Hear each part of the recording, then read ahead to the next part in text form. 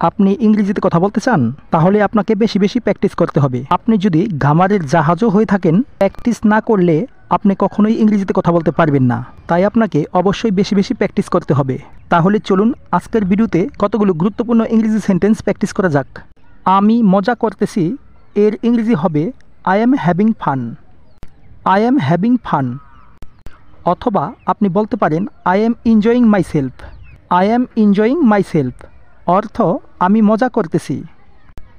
আমি বিরক্ত হইতেছি। I am feeling bore. I am feeling bore অর্থ আমি বিরক্ত হইতেছি। অথবা আপনি বলতে পারেন I am getting bore. I am getting bore অর্থ আমি বিরক্ত হইতেছি।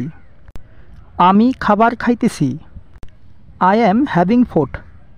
আই এম হ্যাভিং ফুড অর্থ আমি খাবার খাইতেছি। এখানে ইটিংয়ের পরিবর্তে হ্যাভিং দিলাম। আপনি আই এম ইটিং ফুড অথবা আই এম টেকিং ফুড যে কোনো একটা বললেই হবে। আমি অফিসে নেই। I am not in office. I am not in office অর্থ আমি অফিসে নেই। আমাকে সত্যিটা বলো। Tell me the truth.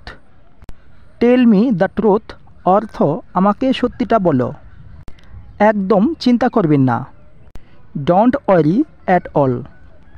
Don't worry at all অর্থ একদম চিন্তা করবেন না। আমার জন্য অপেক্ষা করো। Wait for me. Wait for me অর্থ আমার জন্য অপেক্ষা করো।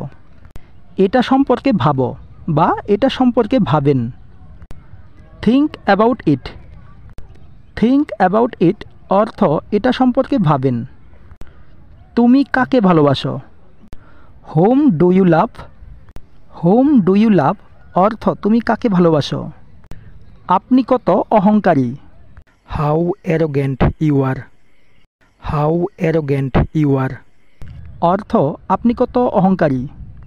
আমাকে কালকে ফোন করো। Call me tomorrow. Call me tomorrow অর্থ আমাকে কালকে ফোন করো। বুঝতে পারছেন? Got it. গট ইট অর্থ বুঝতে পারছেন? বুঝতে পেরেছি। I got it. I got it অর্থ বুঝতে পেরেছি। গাইস, ভিডিওটা ভালো লাগলে অবশ্যই লাইক, কমেন্ট এবং শেয়ার করতে ভুলবেন না।